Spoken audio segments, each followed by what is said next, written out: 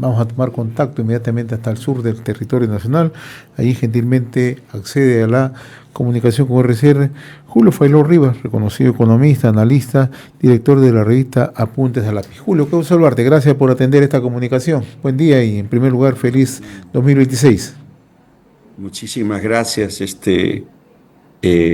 José, y los mismos deseos para ti, tu familia y las personas que nos están escuchando, te hacen seguimiento a tu programa.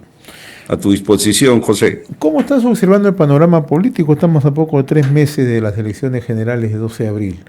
¿Cómo estás observando, considerando que el sur del país es ciertamente un bolsón importante y donde en los últimos años ha tenido gravitación justamente elegir o la elección del presidente y autoridades gubernamentales?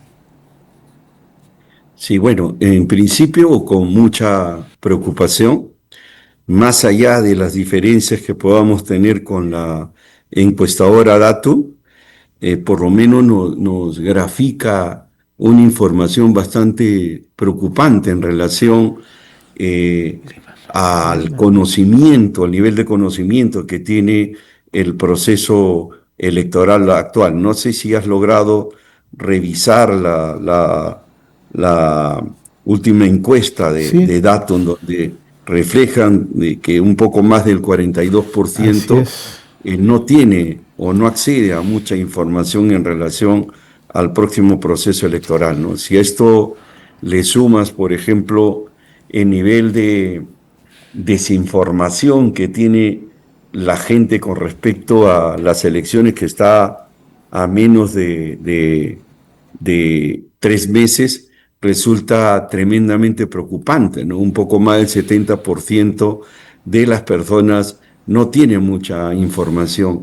Y si nosotros enfrentamos un proceso electoral con mucha desinformación o con la desinformación que nos manifiesta la encuesta, evidentemente va a ser muy complicado que en los próximos 3 meses esto se revierta, considerando de que tenemos muchos partidos políticos que van al Congreso y tanto a la presidencia. Si bien es cierto, para la presidencia de la República son mucho menos candidatos que para el Congreso de la República, todavía sigue siendo difícil una célula de sufragio inmensa que va a ser muy difícil la votación. 5 espacios para poder, 5 espacios independientes para poder votar, pero además ahí hay que sumarle los números que hay que colocar en los casos de senadores, diputados, Parlamento andino, y bueno, diferenciando los distritos únicos de los distritos descentralizados en el caso de diputados y senadores. Eso hace muy complejo, con mucha desinformación y con mucha desconfianza, que es lo que hace que los resultados que se presentan están como están, ¿no? Ahora, Julio, este 42% que cita Datum, que personas que aún no definen su voto, no tienen fijado quién va a ser el próximo candidato por el cual van a otorgar su votación, ¿este sector puede gravitar en los resultados de abril próximo? Este es el sector que puede definir, por lo tanto las encuestas no tienen una definición real al momento. Yo creo, como siempre, José, el panorama cambia, tiende a variar, tiende a reacomodarse conforme se van acercando a las elecciones presidenciales, ¿no? Yo creo que esto de todas maneras va a sufrir algunos cambios, ¿no? Significativos, claro que sí, porque estamos hablando de un nivel de personas que son más del 50% de electores que no han definido todavía su voto, ¿no? Entonces, este 50% de hecho va a variar el escenario, ¿no? Pero también hay que tener en cuenta que estamos enfrentando un proceso electoral sumamente confuso, muy confuso, pero además atomizado, con muchos candidatos, ¿no? Y también lo vamos a enfrentar en una situación de crisis de confianza generalizada.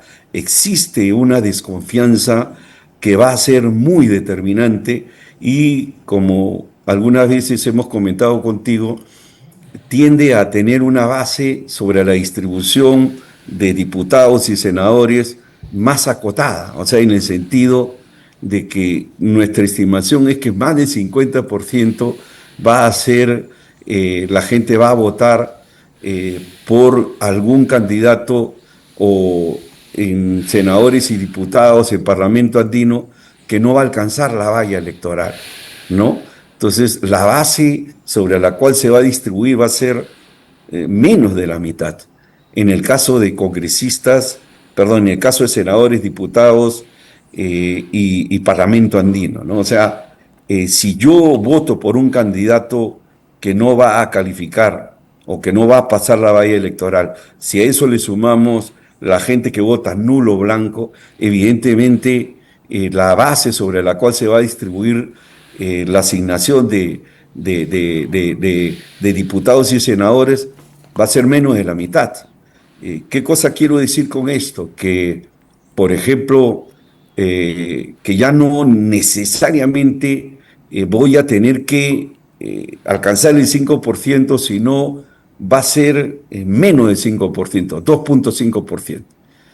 ¿No? Entonces, ya no va a ser tan complicado para algunos partidos, no estoy hablando para todos.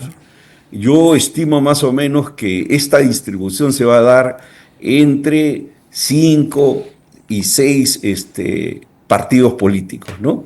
De manera que la representación en el Parlamento va a ser de menos legitimidad, pero también de menos partidos en relación al Congreso de la República anterior, ¿no? Ahora, si nosotros le sumamos, en el caso hipotético de que haya un outsider, el outsider definitivamente, si llega a un 30-35% de la votación, se va a llevar prácticamente todo el Parlamento. O sea, ya no van a ser 6, sino van a ser muchos menos, ¿no? Entonces, ¿por qué creo yo que va a suceder esto, José? Porque para mí va a ser muy difícil que la gente cruce su voto. Antes podías cruzar tus votos porque no eran muchos los candidatos, ¿no? En el peor escenario eran 18, 19, pero ahora estamos hablando de más de 40 partidos políticos, ¿no? Entonces, eso hace muy complejo el cruce de votos. Va a ser muy difícil, o sea, que la gente pueda agarrar y votar para presidente por uno, para Parlamento andino o para Cámara de Senadores y Diputados por otro. Va a ser muy complicado, por la célula, por la dimensión, por la desconfianza y por la falta de información, ¿no? Entonces, ¿y qué cosa es lo que va a suceder? Va a votar horizontalmente. Eso es lo que creo yo que puede suceder. Eso no quiere decir que algunos voten cruzado, es cierto. En la medida que la gente tenga más información, va a tener mayor capacidad de poder cruzar los votos. Ahora, imagínate un escenario de confusión y de desconfianza. Ahora, Julio, los últimos procesos electorales siempre han ido marcando casi una tendencia, ¿no? Los resultados se definen en las últimas semanas, 2, 3 últimas semanas. Lo vimos con el caso de Castillo, lo vimos también, lo hemos visto en otros procesos, ¿no? ¿Tú crees que eso se puede dar en el curso de estas elecciones? ¿Y cómo crees tú que se está moviendo el sur del país, que es un bolsón muy importante y que por lo general siempre suele tener un voto contestatario? Mira, sí, o sea, sucede. Yo creo que no va a cambiar porque en los últimos años ha venido sucediendo eso. Estamos hablando cuando el país recupera la democracia, cuando los militares le transfieren la dirección a la civilidad o le devuelven el poder a la civilidad, ha mantenido el comportamiento que tú señalas, ¿no? No siempre el que estaba primero o los primeros puestos terminaban ocupando los mismos lugares, no, o sea, variaba y variaba muchísimo, ¿no? Ahora, en un escenario como el que estamos percibiendo, sí es muy posible de que haya algún candidato que se dispare.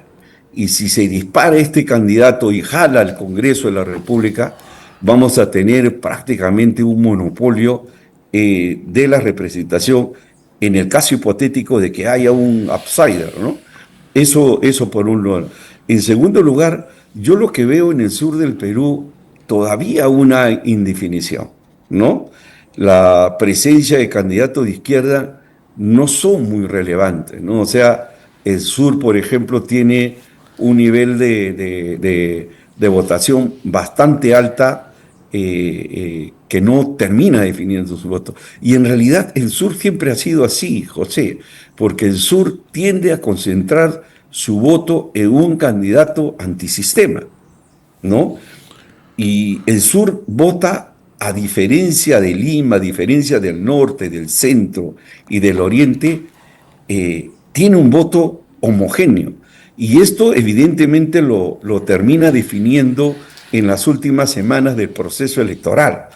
Entonces, todavía no aparece, todavía no son visibles los candidatos, todavía no hay favoritos en el sur del Perú, pero definitivamente va a ser muy determinante de cómo vota el sur, o sea, de por quién vota el sur, va a ser muy determinante. Y va a ser determinante porque tiende a concentrar o tiende a homogenizar su voto. Entonces, el que logre capturar el sur del Perú va a ser el próximo presidente de la República, como lo ha sido en los últimos 20 años, José. Desde la época de Fujimori, más de 20 años, ¿no?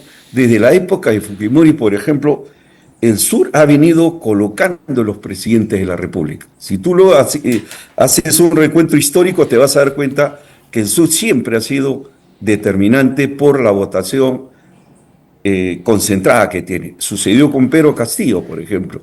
El sur lo hizo pasar a la segunda vuelta a Pedro Castillo, mientras que el norte colocó a la señora Fujimori en la segunda vuelta.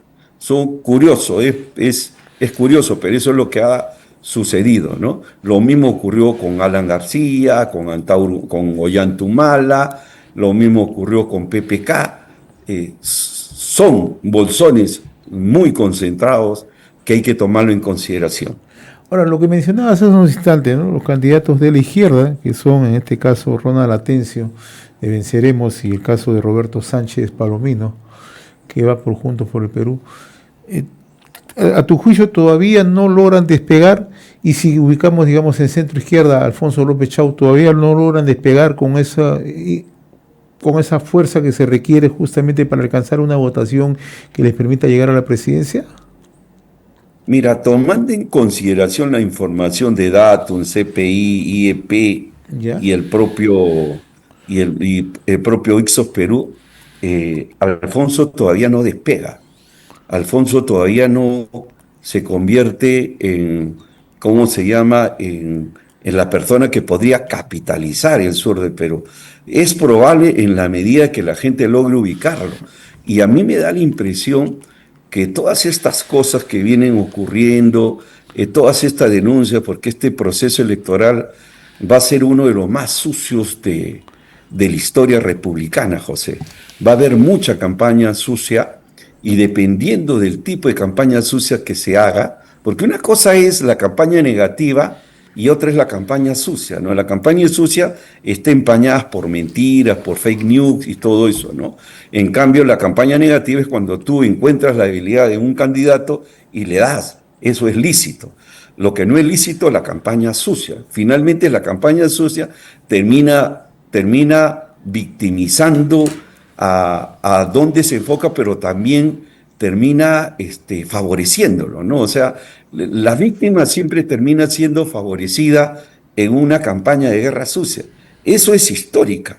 O sea, tú puedes observar todas las campañas sucias que se hizo en contra de los candidatos que terminaron siendo presidentes de la República, ¿no? Caso PPK, caso del mismo Pedro Castillo, con todas las diferencias que puedan haber, pero sucedió caso Ollantumala, etcétera, etcétera. Entonces, la campaña sucia no es una buena herramienta, sobre todo en un contexto de mucha desconfianza, de mucho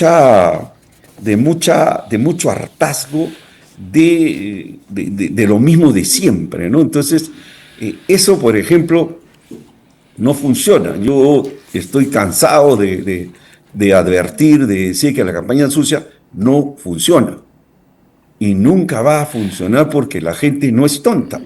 Nosotros terminamos mucho culpando a la población de nuestro voto, cuando en realidad el problema es el sistema, la forma como la gente se desarrolla, conforme cómo el sistema electoral está organizado. ¿No? Por ejemplo, hubiera sido extraordinario, José, que se hubieran dado las primarias como se tenían concebidas. Las primarias hubieran acotado más los candidatos, hubieran menos candidatos, por ejemplo. Eso, por ejemplo, para mí es muy importante, ¿no? Y esperamos pues que los próximos procesos electorales logren ajustar, porque es el sistema, ¿no? Es la oferta electoral. Muchas veces nosotros decimos, no, el que nosotros tenemos los congresistas que nos merecemos. Y el problema no son los congresistas, perdón, el problema no es la población, el problema es la oferta electoral. Cuando uno tiene una oferta electoral mala, ¿qué le queda a la población? Optar por el abanico que se presenta. Entonces, mal hacemos de responsabilizar a los electores, cuando en realidad los grandes responsables son las organizaciones políticas que no transparentan sus próximos procesos electorales, perdón, sus elecciones internas, que no eligen a los mejores candidatos, sino al mejor postor. Y eso es lo que tenemos. Julio, en el otro caso, así como no despega la izquierda con sus candidatos o la centroizquierda, en el caso de la derecha, ¿tiene alguna opción o algún partido de derecha o de centro derecha de poder captar algún voto en el sur? ¿O tú lo ves que eso es bastante difícil? No, bastante difícil no, porque en realidad hay una mala percepción, o mejor dicho, a- eh, se le tipifica al sur del Perú como izquierdista, como partidario de, ¿no?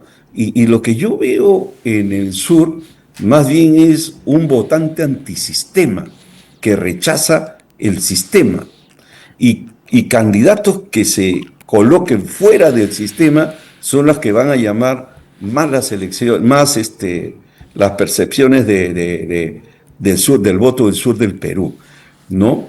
Por ejemplo, yo te aseguro, por ejemplo, si López Aliaga fuera más coherente, porque López Aliaga comete extremados errores, miente demasiado, hace poquito nomás se trasladó una entrevista donde el hombre se quedó paralizado 17 segundos, que es absolutamente inusual para alguien que quiere ser presidente de la República, ¿no? Eso deja mucho que desear. Pero si tuviéramos un López Aliaga tipo Milei, así de derecha, duro, que arrastra contra la casta política, como lo decía en Argentina, yo creo que tendría más éxito en el sur. O sea, el sur no es de izquierda necesariamente. El sur es antisistema. Todo discurso que salga fuera del sistema va a ser bien recibido en el sur del Perú. Entonces, eso es lo que yo creo. Yo creo que hay espacio para un voto de derecha radical, porque somos extremistas. Somos, ¿cómo se llama? Tenemos una tendencia a votar por aquel que nos vende un mejor discurso duro, radical, como por ejemplo el de Antauro. El de Antauro Humala, por ejemplo, es un discurso que atrae al sur del Perú, ¿no? O como un discurso radical, ¿no? Como el que tuvo, ¿cómo se llama? Pedro Castillo en un determinado momento, ¿no? Entonces, eso le atrae al sur. Lo que ocurre es que la izquierda como que tiene una mejor lectura del sur del Perú que la propia derecha. La derecha cree de que la gente del sur es de izquierda y por lo tanto en esa lógica, pues obviamente van de perdedores, ¿no? La señora Fujimori sí, yo lo veo muy difícil que pueda revertir, no, no creo definitivamente, pero sí, yo creo que si López Aliaga logra capturar al sur o si logra tener un discurso para el sur, yo creo que podría tener algún tipo de éxito, ¿no? Además, que si no hay un outsider, va a ser bien difícil que haya, por ejemplo, más del 25% de los votos válidamente emitidos de los dos candidatos que pasen a la segunda vuelta. Yo lo veo bien difícil. Si no hay un outsider, la suma de los dos que pasen a la segunda vuelta va a ser menos de 25%. Y el 75% de electores van a verse obligados a votar por un candidato que no votaron por él en la primera vuelta. Es bastante complejo. Yo te comprometo a seguir analizando cómo será el comportamiento en los próximos semanas, en los próximos meses previo a las elecciones generales de abril-julio. Tienes muy buena información y además conoce muy bien la topografía política y social del sur, así que es una buena fuente. Siempre te agradezco, Julio. Muy amable como siempre. No, gracias a ti, José, y un fuerte abrazo y lo mejor para ti en el próximo año.